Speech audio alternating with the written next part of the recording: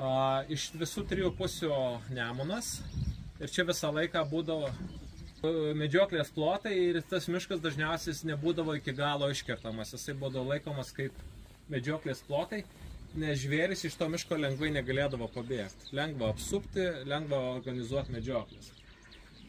Mūsų dabartiniai 4 didieji gamtiniai rezervatai, jie yra visi pelkinio tipo. Mes neturim tokio rezervato, kuris būtų miško visiškai. Nes, sakysim, tiek Čepkeliai, Kamanos, tas pats Žuvintas ten daugiau su ežeras, bet ežero tik tai 1000 hektarų, 960 hektarų, o pelkės 5000. Ir Kamanai viskas ten visur visi pelkiniai tie rezervatai. Tai čia vat, pirmas rezervatas, kuris didelis yra miško. Dar iki to, kad būtų tikra sengirė, dar čia turės praeiti 50-60 metų. Nes turi vieni tie didžiausi medžiai išgriūti, turi būti ir didesni, ir mažesni medžiai, ir aikštelę susidaryti, kaip tie medžiai išvirtini. Tas va dabar valvo ir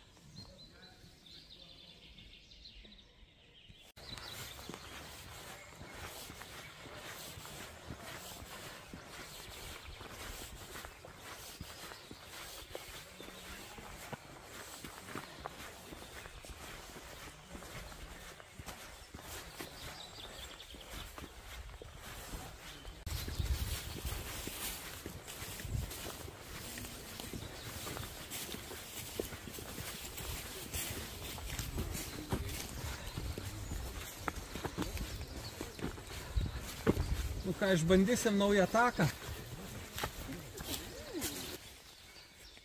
Girditas cik pinigėlių skaičiavimas, pilkoji Pečialinda. Tai šiais metais iš pirmas paukštis, kurį dar nebuvau girdėjęs. Šiandien pirmą kartą pilkoji Pečialinda. Cip, cip, cip.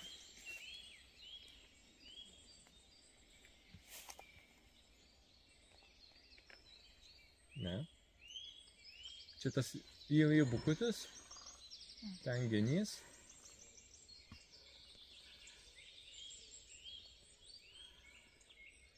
Viršui toksai kaip caksėjimas dar yra svilikas kažkur, tai bet šitoj pusėje, bet labai aukštas dažnis ir cik, cik, cik. Tai čia vat svilikas. Svilikų ypatybė, kad jisai žvarnėnas šiek tiek mažesnis, snapas labai storas, kaulavaisių lesa branduolius. Tai vyšnių, kaukazinių slyvų su traiškos snapu kauliuką ir branduolį sulisa. O dabar skrenda svilikas.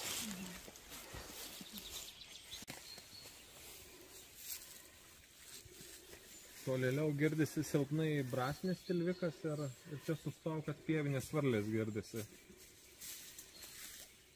Bet toksai duslus labai iš balos.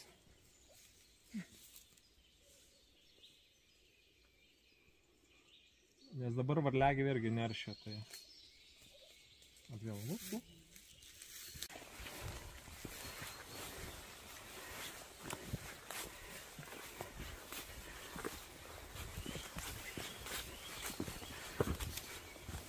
Buktos miške, tai buktos irgi miške jų yra. Prie Vilniaus skroblų nėra, šiaurės Lietuvoje irgi skroblų nėra. Praktinio panaudojimo šiai dienai mes neturim Lietuvoje, seniau darydavom medinius dantračius. Labai atsparus dylimui, labai sunkus ir kietas, už ąžuolą beveik dvigubai sunkesnis. Jeigu kūrena pečius vien skroblinė malka, po žiemos pečius būna perdegęs. Tai labai kaitrus ir žodžiu su juo reikia atsargiai. Kur auga skroblai, skroblų buveinės yra saugoma, bet miškininkai juos visur naikina kaip piktžolę, nes tai nėra praktinio panaudojimo. tik tai malkom. Tai juos iškerta, bet jeigu yra pats miško gablos, kur skroblynai, tai turėtų būti saugoma teritorija. Nugaras, tų skroblų yra nemažai. Tai su lapai tie labai gerai matosi. Bet kiti yra medeliai, kurie be lapų ir o šitas pavyzdys yra be lapų, o šitas skrobas. O čia su lapais irgi skrobas, tai nuo individuo. Nes gyvatvoriam jie labai naudoja. Gyvatvoriam arba skrobų, bet šiaip buką dar kiti naudoja. Jo, ir bukas irgi ilgai būna su lapais.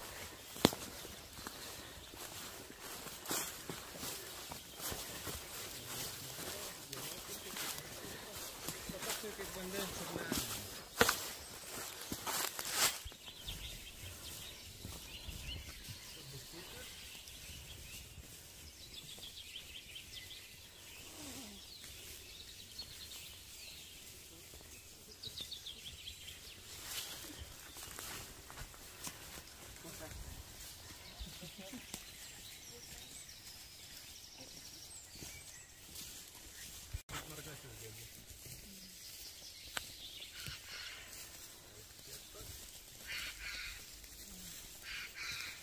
Tai medžiotojai kartais vadindavo pleskininkais kėkštus, nes kaip ateina žmogus arba plėšrūną pamatas, iš karto duoda pavojaus signalą kitiems.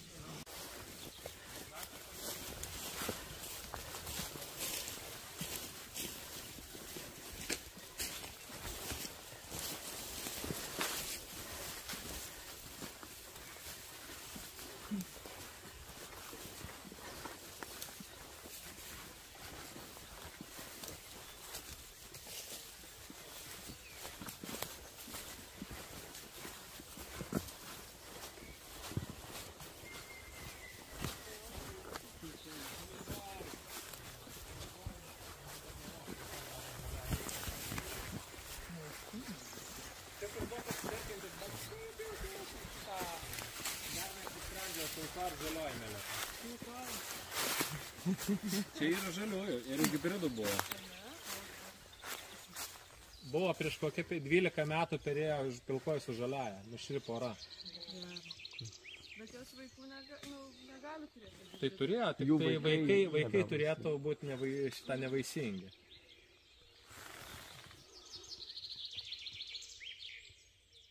Tai Lietuvoje 2 atvejai, žinau, kitas buvo Ukmergės rajone.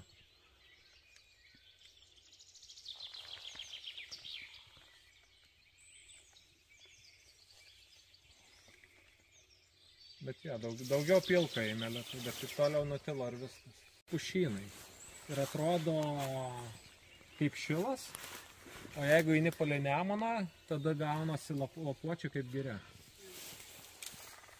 Ir dabar, kadangi dar rytas, tai geniai girdisi viens nuo kito atsišaukinėja įsidalinę teritorijas. Aplamai, kodėl paukščiai čiulba, kodėl geniai kalena tą medį, tai pirmiausia dėl to, kad susiporotų, susirastų partnerį. Tada antras dalykas, kad užsiimtų tam tikrą teritoriją, o ta teritorija reikalinga tam, kad užtikrintų maisto šaltinį. Nes jeigu labai daug paukščių vienas arti kito, tada truks maisto jaunikliams ir jie arba jų mažai užaugins, arba iš viso neužaugins. Tai jeigu tu užsiimi pakankamą plotą, kad tau įsiauginti jauniklius, o tu turi ginti nuo konkurentų, jie dėl to ilgai čiulba, kalena, duoda ženklą savo gentainėms, kad nelįskite į šitą teritoriją, aš ginsiu ją. Svilikas skrenda. Tas kur cik, cik, cik, cik.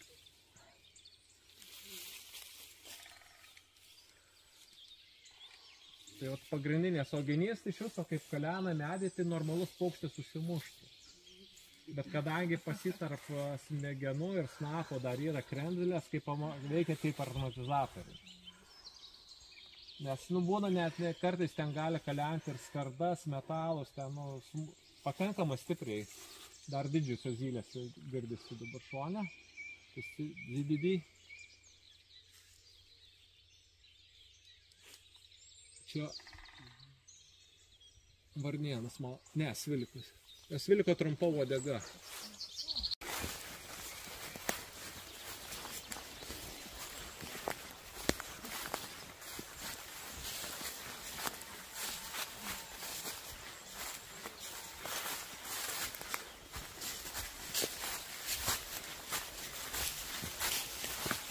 karvės. Prieš 40 metų buvo labai retas paukštis. Senelių klausė apie gerves, tai sakydavo tik tai per bulvekas įmuša. Kada migruoja.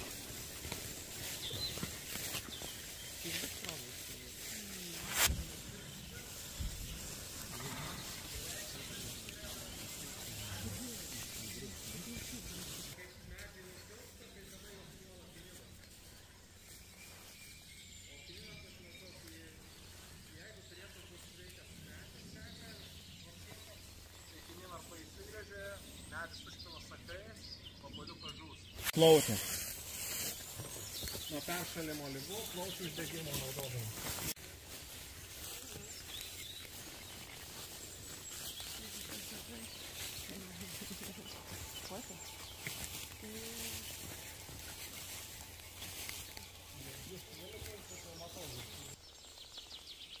Kadangi neankstyvas rytas, tai jais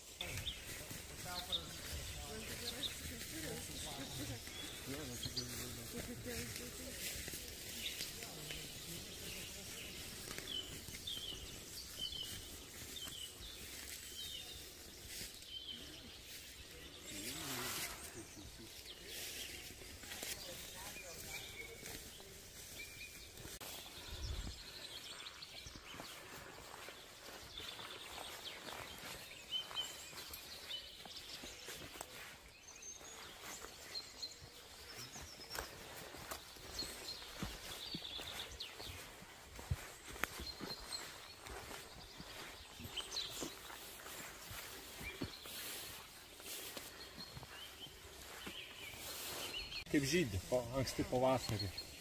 Pavadinimas su žalčiais. Ne, ilgaodegės zylės, ten girdžiu čirpimą.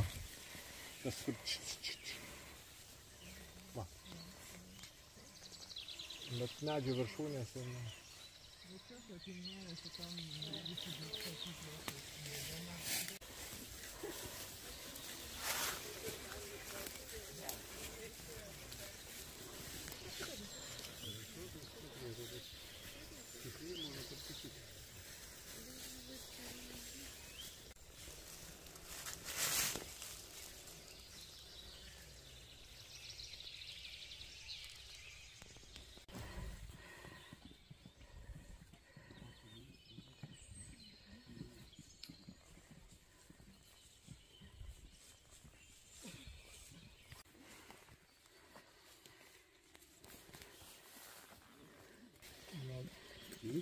Per daug judrus.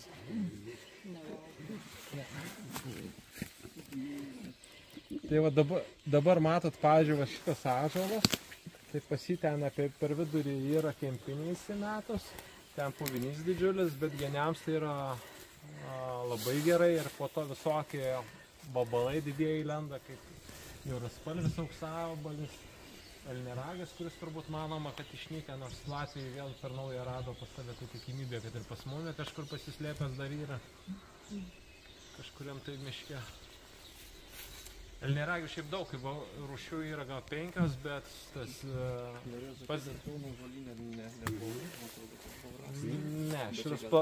šita yra kitas šiaurinis platusis. O to paprasto elniaragio, man atrodo, jau gal 40 metų nėra registracijos nei dienos.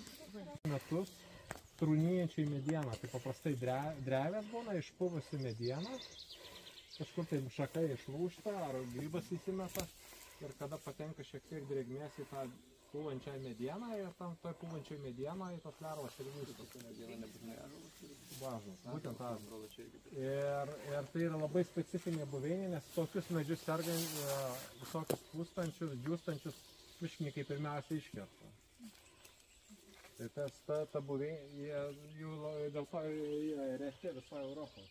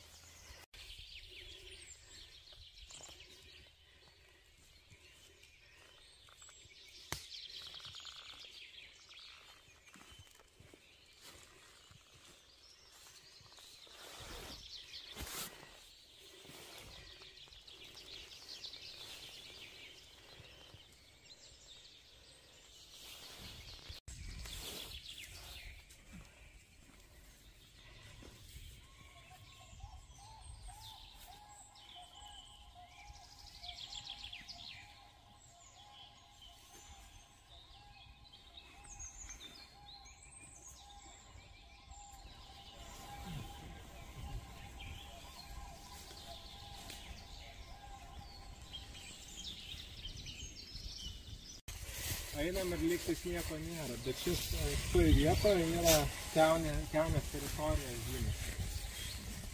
Vienas kekutis, antras, trečias, ketvirtas. Ne šiaip savo deda, bet čia žymėsi grinai teritorija. Matot, vienas, antras, trečias, ketvirtas. Pamiškinės kiaunės susižymėja teritoriją.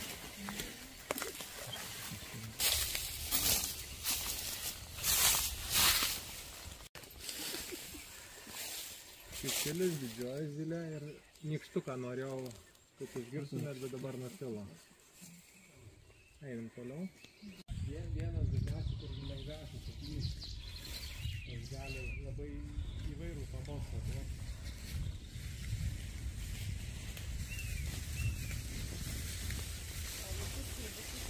Sudėtiniai.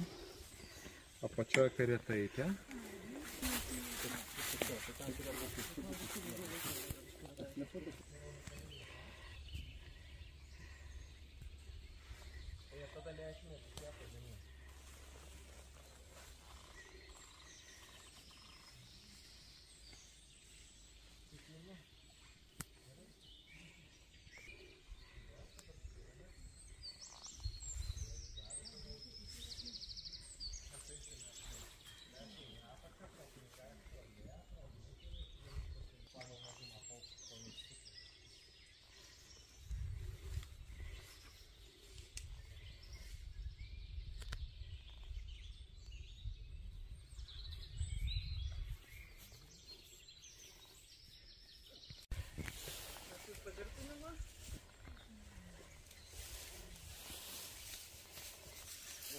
Tai čia yra žvyno šaknė, man atrodo, raudonuoja medžiagų.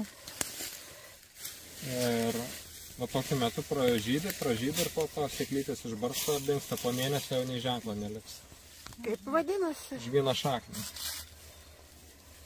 Tai viskas metas virš...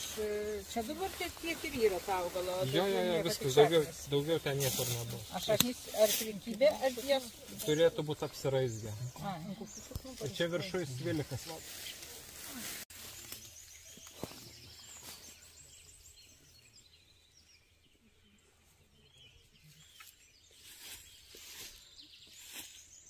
Šitas gismelė. Nes dabar svilika iš dviejų pusių, bukutis rėkia ir iš tos pusės. Tai čia karietaitės giesmė. Ten bukutis. Vėl. Iš anos pusės kiekštai. Vėl karietaitė. Toliau čiulba. Ir kiekštai.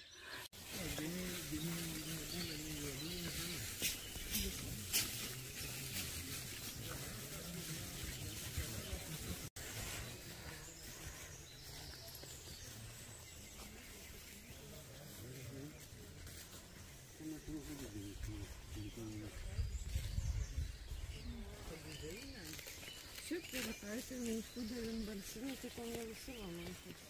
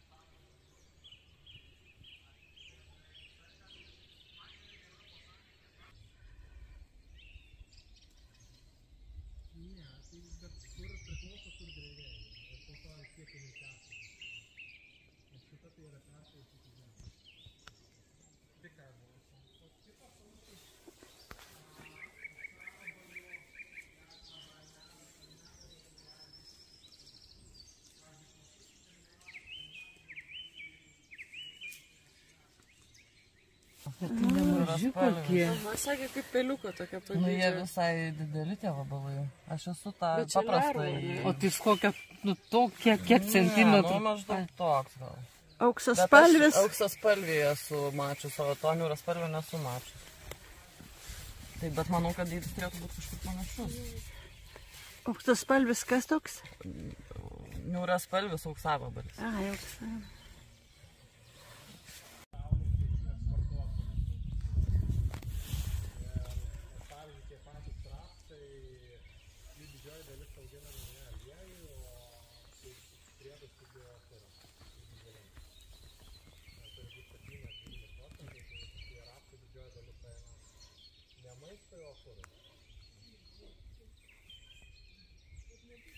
Išmokos viskas gerai su išmokom pas Lenkus, išmokas gaudavo mūsų didesnės ir tie, kurie ekologiškai ūkininkavo. Pas mus neekologiniai ūkininkavo. Tai čia yra viena iš didžiausių problemų. Žmonės yra didžiausia problema. Jo. Patikslinti. Nesmėlis dalykas. Čia tulžiai yra įprasti, nes yra iš laikelių ir perė prie Nemuno. Ne krūmynas, jam reikia skardžio. Skardelio jo nereikia ten didelio, užtenka, kad metro būtų dydžio skardas ir jisai rausia urvelį ir remetelį. Ir kartais būna taip, kad atrodo palei Nemuną nėra skardžio, bet yra kažkoks upelis intakas, puskilometrio upelis kažkokį skardį nugriaužia, tam upelį ten jokios žuvytės nieko, bet jis ten skardį urvelį įsirausia, o tada palei skrenda į Nemuną. Jo, geltonais ežerais turėtų. Aš manau apie kilometras. Jo, čia irgi vištatė. Apie kilometras. Ir koks dar kitas. Kitos dvi rūšys yra saugomos, šita ne. Bet irgi iš pavasarinio po mėnesio tai nei ženklo neliktų. Paprastasis rūtenis, taip? Ne, čia paprastas rūtenis.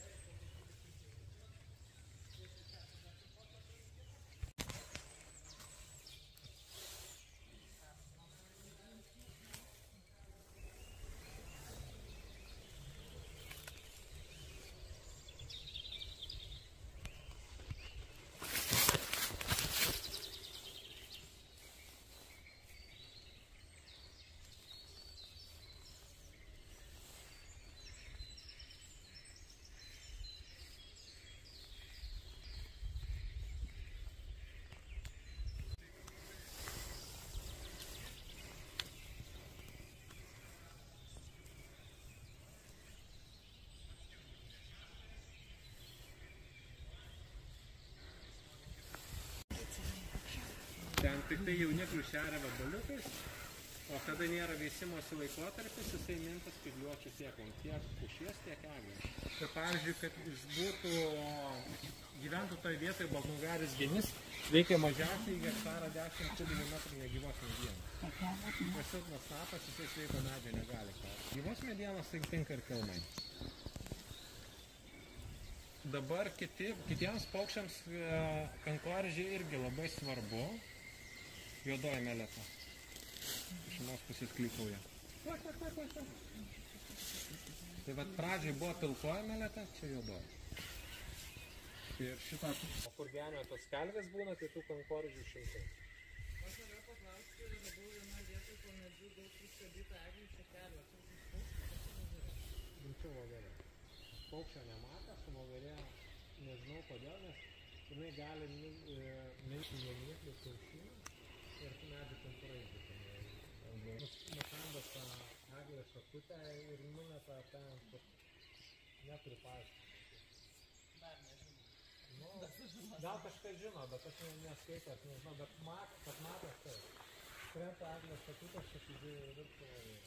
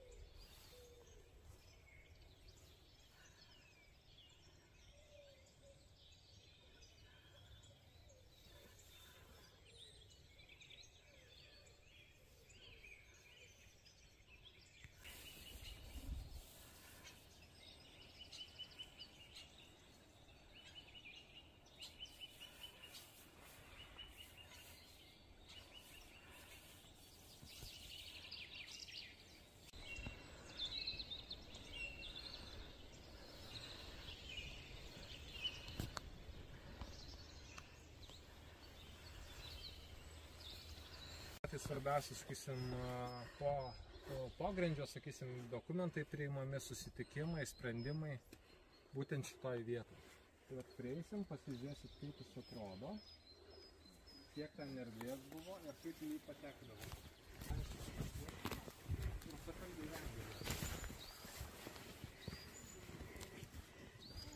Ir iš viršaus nieko nesimatė. Viskas buvo padengta medžiais samanom. Patekimas būdavo jie iš štabo bunkerį. Atsimenat upelį rodžiau prie Nemuno. Tai upelį atsistodavo ir eidavo upeliu. Ir po to čia, kaip ant rogučių, jas įtraukdavo per plyšį į viršų. Jo, per upelį einant nelieka pėdsakų. Ar žiema, ar vasara pėdsakų nelieka. Čia šaltinės jisai ir viduržemė neužšalo. Ten 8 žmonės, kokie ir 7 gyvena.